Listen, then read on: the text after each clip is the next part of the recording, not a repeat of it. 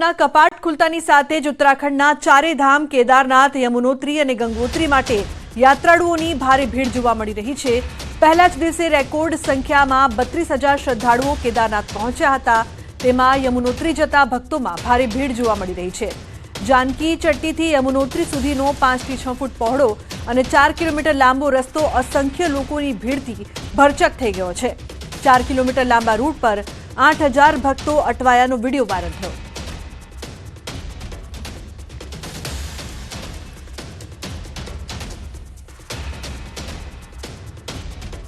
અને જિલ્લામાં 10 રૂપિયાની નોટની અછત છે તો બીજી બાજુ 10 રૂપિયાના સિક્કા ગ્રાહકો સ્વીકારતા નથી।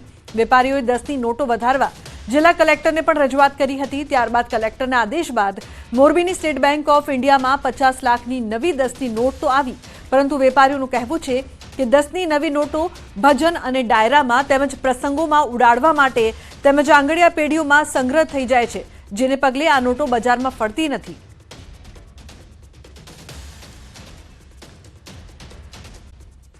સંકલન સમિતિની પ્રેસ કોન્ફરન્સ થઈ રહી છે, સીધા જઈશું ત્યાં। ચિંતામાં બોલ્યા હોય પણ બધું જ વસ્તુઓને હવે એમને ચોખવટ કરી દીધી છે કે સંકલન સમિતિ સાથે છે, સંકલન સમિતિને મજબૂત કરવાનું કામ કરશું। એટલે એમનો છેલ્લે ઓડિયો પણ આવી ગયો છે, એટલે હવે બધા પ્રશ્નો પતી જાય છે અને આગળ ઉપરનું અમારું કામ ચાલુ રહેશે। બાપુ, તમે કીધું કે પીટીને કોઈ ફોન કરે છે, ટેન્શન આપે છે, કોણ ટેન્શન આપે છે, કેમ પીટી મૂંઝાય છે, કેમ બોલતા ના, એ હવે એ ભૂતકાળની કોઈ બહાનો તો જો ચૂંટણી હોય ને, આપને બધાને ખબર છે કે આપણો મુખ્ય પ્રશ્ન શું હતો, કોઈ પક્ષ, કોઈ સરકાર, કોઈ વ્યક્તિનો વિરોધ કરતા અમારા માટે મુખ્ય બાબત એ હતી કે દેશમાં જે કાંઈ વાણી વિલાસ થઈ રહ્યો છે, નૈતિક ભ્રષ્ટાચાર થઈ રહ્યો છે, એને માટે અવાજ ઉઠાવવો, એને અટકાવવું, અને એના જ ભાગરૂપે આવી બાબતો થતી હોય।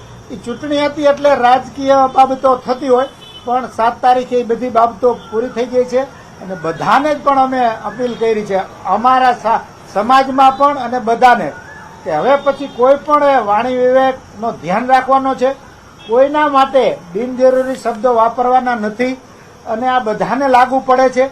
અત્યાર સુધી બધા જે પ્રમાણે અનુશાસનમાં રહ્યા છે એ જ પ્રમાણે અનુશાસનમાં હવે રહેવાનું છે। હવે રાજકીય વાત રહેતી નથી, હવે સામાજિક વાત રહે છે, એટલે સામાજિક રીતે આપણે જે કાંઈ પ્રવૃત્તિઓ કરવાની હોય આગળ ઉપર ચાલુ રાખશું। પીટી જાડેજાએ એવું કીધું કે સંકલન સમિતિ જે છે તે મારી સાથે નથી, એટલે મારે આ મારી હૈયા વરાળ ખાવી પડે।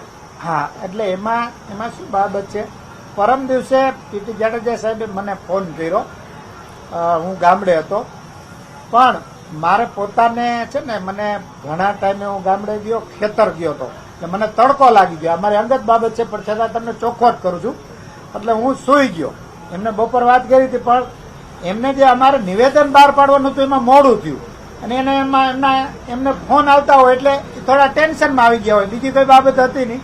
એટલે અમે કાલે એનું નિવેદન બહાર પાડી દીધું, પરમદી રાત્રે અમારી કમિટીમાં મૂકી દીધું કે સમગ્ર કમિટી એક છે, પીટી જાડેજા સાહેબ સાથે છે, એટલે સામાન્ય ગેરસમજણ જેવી વાત હતી એ બધી દૂર થઈ ગઈ છે, હવે કોઈ પ્રશ્ન રહેતો નથી।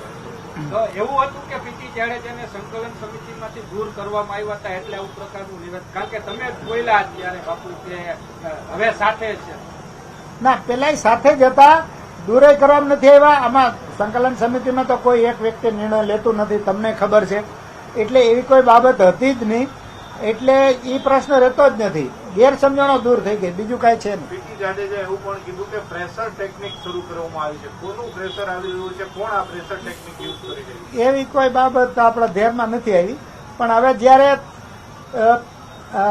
આ જાહેર જીવનમાં કોઈ પણ સંસ્થા એવો અવાજ ઉઠાવે, એ ઘણા લોકોને પોતાના વ્યક્તિગત કારણોસર કે અલગ અલગ કારણોસર એ ન ગમતું હોય, સ્વીકાર્ય ન બનતું હોય, એટલે પોતાની અનુકૂળતા મુજબ અર્થઘટનો કરતા હોય અને બિનજરૂરી રીતે હેરાન પરેશાન કરવાના, ખોટા ફોન કરવાના એવું કરતા હોય, પણ એ બાબતો હવે રહેતી નથી, એ બધી બાબતો ગૌણ થઈ ગઈ છે। સંકલન સમિતિ સામે એવા પણ આરોપો લાગ્યા છે કે કોંગ્રેસ પ્રેરિત છે અથવા તો કોંગ્રેસ સાથે જોડાયેલા છે કેટલાક લોકો, એટલે આ આંદોલન ચલાવવામાં આવ્યું, આને કઈ રીતે? આના પહેલા પણ આપણે આ ચોખવટ થઈ ગઈ છે કે અમારા 2 સિદ્ધાંત હતા કે કોઈ પણ પક્ષ પ્રેરિત ક્યારે કહેવાય, કોઈ પણ પક્ષની વિરુદ્ધમાં, કોઈ પણ પક્ષની ફેવરમાં અમે હતા જ નહીં। અમારે અમારો એક અવાજ રજૂ કરવાનો હતો. સામાજિક લડાઈ હતી, અસ્મિતાની લડાઈ હતી. એટલે વિરોધ પક્ષ કે કોંગ્રેસ પક્ષના પ્લેટફોર્મ ઉપર જઈને અમે ક્યારે ભાષણ આપ્યું નથી. અમારા પ્લેટફોર્મ ઉપર આવીને એ નેતાઓને ઉમેદવારને બોલાવ્યા નથી. એટલે એ પ્રશ્ન રહેતો નથી ઓટોમેટિક. એ તો રાજકારણનો એક ભાગ હતો.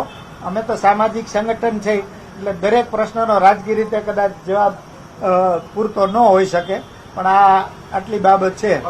આ બધાનો આભાર. હવે મતદાન પૂર્ણ થઈ ગયું પછી હવે આ ઓડિયો ક્લિપ બહાર આવે તો હવે હું આંદોલન તમારું જે નહીં, હા આ છે ને આંદોલન નહીં, સામાજિક લડત.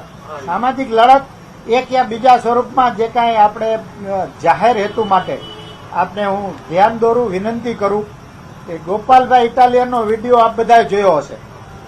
ગોપાલભાઈ ઇટાલિયનનો વિડીયો આપે જોયો છે ને? અને આના પહેલાની ચૂંટણીઓ મોટાભાગના લોકોએ જોઈ હશે. મોટાભાગના જોઈ છે ને બધાએ કે નથી જોઈ? સૌથી સારી ચૂંટણી, સૌથી શાંતિપૂર્ણ ચૂંટણી આ વખતે પૂરી થઈ છે ગુજરાતમાં. એટલે એક વસ્તુ તો આપણે સ્વીકારવી પડે કે આપણે જે કાંઈ કર્યું એ દેશ હિતમાં, પ્રજા હિતમાં કર્યું છે અને એ બધા માટે સારી નિશાની છે અને એના જ માટે આપણે કામ કરવાના છીએ. એ મુદ્દાને આપણે પ્રાધાન્ય આપીએ. બાકી નાના નાના મુદ્દાઓ ગૌણ છે. કોઈ વ્યક્તિગત હેતુ માટે કાંઈ પણ કરતા હોય. હવે આ તમારું સામાજિક આંદોલન આપે કીધું, હવે કઈ દિશામાં આગળ વધવાની રણનીતિ શું રહેશે? કારણ કે હવે બધાને ભેગા તો રાખો ને, આ ઓડિયો એક એક જણાને વાયરલ થાય, બધું થાય. આ જુઓ, કારણ કે આ એકતા આપને કહી દઉં, આપની બધાની ચિંતા, અમારી પોતાની ચિંતા આજ પેલા અઠવાડિયાથી આજ છે કે હવે કઈ રીતે આપણે સાથે રાખવા, શું શું પ્રવૃત્તિઓ કરવી. અત્યાર સુધી જે સારા પરિબળો, સારા વ્યક્તિઓ, પ્રજા હિતેચ્છુ લોકોએ અમને સાથ સહકાર આપ્યો છે, માતાજીએ અમને બળ આપ્યું છે, એ જ બળથી અમે અમારો હેતુને ધ્યાનમાં રાખીને કરી શકશું તો કાંઈક ને કાંઈક સારું થશે. કોઈ વ્યક્તિગત લાભ માટે નહીં, કોઈને હાનિ પહોંચાડવા માટે નહીં, કોઈને નુકસાન પહોંચાડવા માટે નહીં, પણ દેશ માટે, સમાજ માટે સારી વસ્તુ કરવાનો હેતુ છે. એ હેતુ માટે આપણે જાળવી શકીએ. આપ બધાની પણ એમાં શુભેચ્છા અમને મળે, સહકાર મળે. આભાર. Thank you. જય માતાજી. હવે તમને જો હવે હા કહી દો. હાલો. તૃપ્તિબા રાવલની અને અન્ય 5 લોકોના પુરાવા પણ પીટી જાડેજા એવું કહ્યું ઓડિયોમાં કે અમારી પાસે ખુલ્લા પાડી. તો એ શું છે? કમ્પ્લીટલી ખોટી વાત છે. કોઈનું પણ નામ લેવાય નહીં. કમ્પ્લીટલી ખોટી વાત છે અને એવું કઈ છે નહીં. અને એ પણ એમને પણ એ વાત સમજાઈ ગઈ છે. પછી તમારી પાસે ચોખ્ખોટ પણ કરશે. આજે પણ આઉટ ઓફ સ્ટેશન છે, નહીંતર આવવાના પણ હતા, પણ આજે આઉટ ઓફ સ્ટેશન છે અને કમ્પ્લીટલી ખોટી વાત છે. એ એમને પણ અહેસાસ થઈ ગયો છે. એવું કઈ છે નહીં. બરાબર? Okay, thank you. હવે જો તમને બધાને વિનંતી કરી દઉં છું, સાંભળો કે આજે હું વ્યક્તિગત બાઇટ કોઈને પણ નહીં આપું. આ તમને કહી દઉં છું, મારી વિનંતી છે. આભાર. રમજુબા જાડેજા દ્વારા પ્રેસ કોન્ફરન્સ કરવામાં આવી છે અને સ્પષ્ટતા કરવામાં આવી છે. જે પ્રકારથી પીટી જાડેજાનો જે ઓડિયો ક્લિપ વાયરલ થયો હતો અને તે જે પ્રકારની વાતો કરી રહ્યા હતા, વિવાદ સર્જાયો હતો, સંકલન સમિતિની જે સ્પષ્ટતા છે, પીટી જાડેજા સાથે જે ગેરસમજ હતી તે દૂર થઈ ગઈ છે તેવું